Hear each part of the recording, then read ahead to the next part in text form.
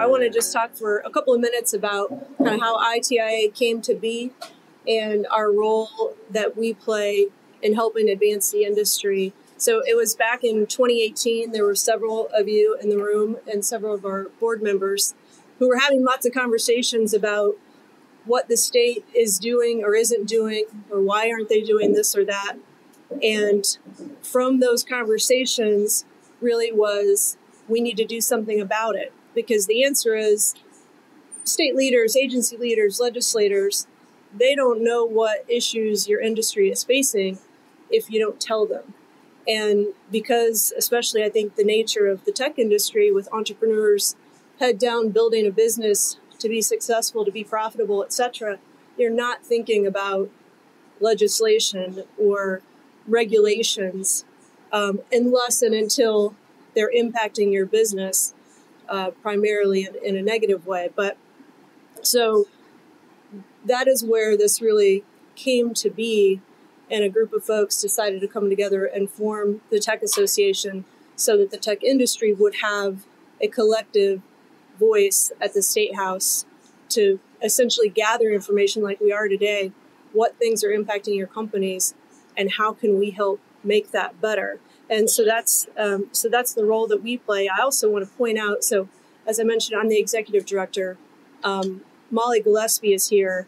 Most of you know her probably better. And as Ted said earlier, she does all the work.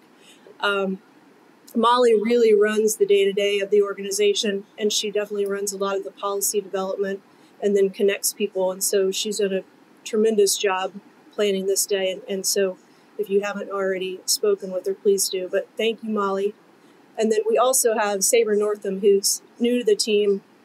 She is an attorney and a lobbyist, and she'll be doing a lot of our work facing with legislators about issues that we're focused on. So we're a 501c6 member organization similar to a chamber.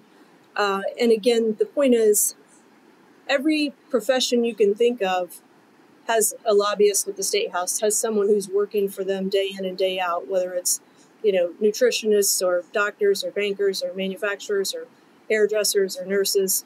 And so that is what we have now formed for the tech industry here in the state. I want to just point out the officers of the board of directors, and all of whom are obviously here today. And then our entire board, which has statewide representation.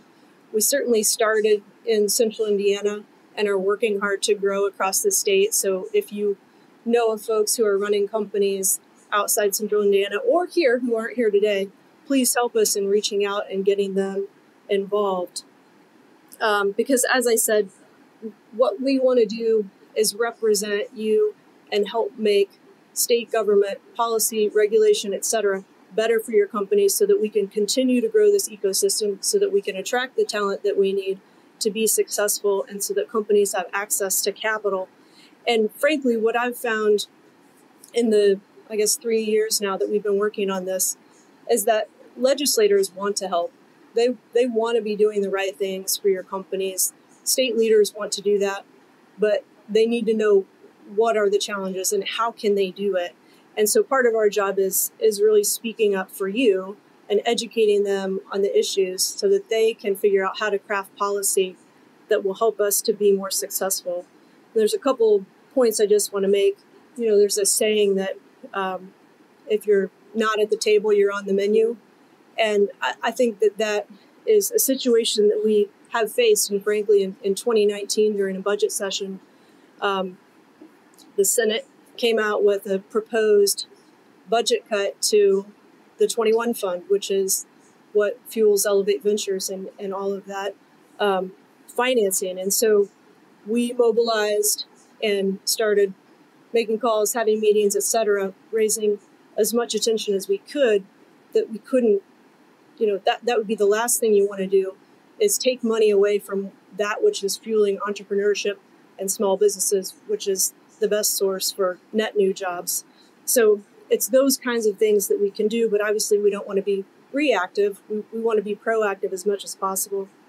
And then a couple of the things from the panels this morning, talked about certifications, talked about remote workers. we, in the last couple of years, have worked with Department of Workforce Development, Department of Education, to realign certifications because, the state decides these certifications matter. And so we're going to guide curriculum that way. And so they asked us, well, could you circulate these among the group and find out what matters, what companies are looking for? We went through this process. Molly led the process. And turns out a lot of the certifications that had been on the state's kind of priority list that they might be steering curriculum to were like archaic, obsolete. A lot of our companies said no one does this anymore. This doesn't matter. So we worked and helped put together a different list. So there's all kinds of things like that we can do and be helpful to move the state forward from a policy perspective that will help grow these companies. So we have, I'll just mention quickly, so we have 4 policy committees, as you can see up here: capital, talent, place, and equity. We currently have about 20 ITIA members on each committee, and they go through the process of figuring out like these conversations, what's important, and then we put our policy agenda together, and then we go lobby for it. And so with that, I will turn it over to John McDonald, who chairs the Capital Committee, to talk a little bit about some of our legislative action.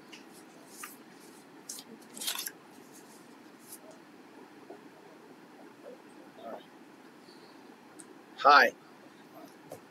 Jen and Molly told me to keep this tight, and I always do what they say, so we're going to try and do that. A few years ago, we were walking around the State House trying to sell the Next Level Fund to Todd's predecessor. When we came out of a meeting, and Scott Dorsey turned to me and said, "What do you think?" And I shook my head. "I don't think so. I think this is going to work." And he said, "Why?" And I said, "Well, because we're talking about the hows and they're asking about the whys." There was very clear that there was a ground game that hadn't been done prior to those conversations. And kind of in that moment, it became clear about the importance of having an organization that would apply a consistent ground game in the state legislature on behalf of our state's technology business. So that's really when things got started, and you can see that it obviously has been working beyond the Next Level Fund, transferability and increase in venture capital tax credits, raising the awareness of the same. Jen mentioned a minute ago opening up more monies to be channeled through the 21st Century Fund, from the 21st Century Fund, and all kinds of other awesome initiatives. But to be honest with you all, this work is really only beginning.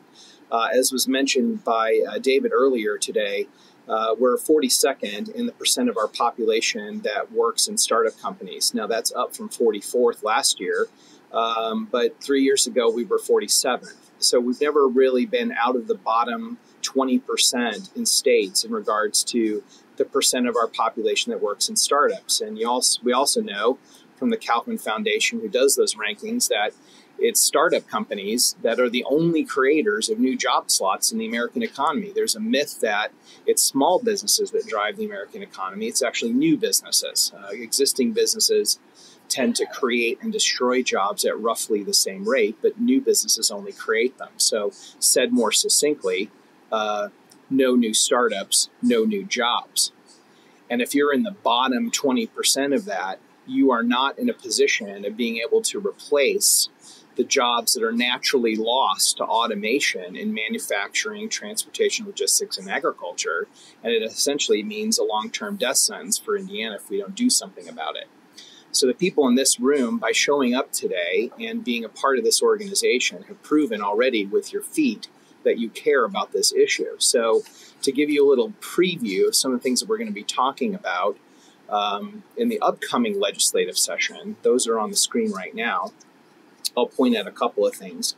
First of all, you got a question from the governor earlier this afternoon about the status of the deployment of the Next Level Fund. We're 4 or 5 years into this thing, and we've only figured out how to deploy about half of it. doesn't make any sense to me that all that money is sitting in some bank account somewhere when we desperately need it to be able to go somewhere above 47 or 42nd. Furthermore, the idea that any of it doesn't land in Indiana doesn't make any sense to me either. So we've got some work to do on that front. Obviously, rural internetification is as important, if not even more important, than rural electrification was a century ago. You might even argue that having an internet connection is more important in some cases than having electricity. And yet huge amounts of our state still do not have acceptable speeds and availability of broadband. And we've got to solve this problem and put some of the talk aside and do more action. In particular, workforce programs related to shortcut pathways to into our field, talent pipelines. This is an area in regards to making sure that there are easy ways for students to get into our business where, when all is said and done, frankly, more is said than done.